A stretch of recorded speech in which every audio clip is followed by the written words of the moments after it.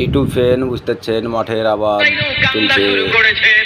আমি পৃথিবীতে বহু মানুষের রূহ নিয়েছি, প্রাণ নিয়েছি, বুঝতেছেন কিন্তু আমি মালাকুল মউত মাঠের আবার কোনদিন প্রায় কাঁদিনি। কাছাকাছি এখন আওলাদ শেষ রাসূলের মুহূর্তে অবস্থা দেখে যখন যখন চলছে আজরাইলও সব কাঁদতেছেন, মাঠ ফাঁকা হয়ে আল্লাহর গেছে প্রিয় নবী বুঝতেছেন। সাল্লাল্লাহু পারলে আলাইহি ওয়াসাল্লাম মা দেখবেন, ফাতেমাকে দেখলে ডাক ভালো দিলেন, লাগলে হে আমার মেয়ে, সাবস্ক্রাইব তোমাকে করবেন। আমি কত আর আদর এই করেছি, মৌলানা কি তোমার বলছে কোনো শোনা যাবে। কথা আছে কিনা? মা ফাতেমা প্রশ্ন বুঝতেছেন করলেন, মৌলানা বক্তব্য। ইয়া রাসূলুল্লাহ, আপনি তো মাঠ দুনিয়া ফাঁকা হয়ে থেকে গেছে চলে যাবেন, দুনিয়া থেকে চলে যাওয়ার পরে এই জায়গাটার নাম হচ্ছে কবর। কবরের পরে একটা জায়গা হবে হাসর। এই হাসরের ময়দানে কোটি কোটি উম্মত, মা ব্যতীত, বাবা ব্যতীত, আত্মীয় স্বজন ব্যতীত অসহায় হয়ে মানুষ নফসি নফসি করবে, মানুষ নিজের ঘামে নিজেরা সাঁতার কাটবে। ইয়া রাসূলুল্লাহ, ওই বিশাল বড় সূর্যের চাপ মাথার উপরে থাকবে, ওই কঠিন মুসিবতের সময় আমরা আপনাকে কোথায় পাবো? আল্লাহর নবী কেঁদে কেঁদে বলেন, হে ফাতেমা, আমি তোমাকে জানিয়ে দিলাম হাসরের ময়দানে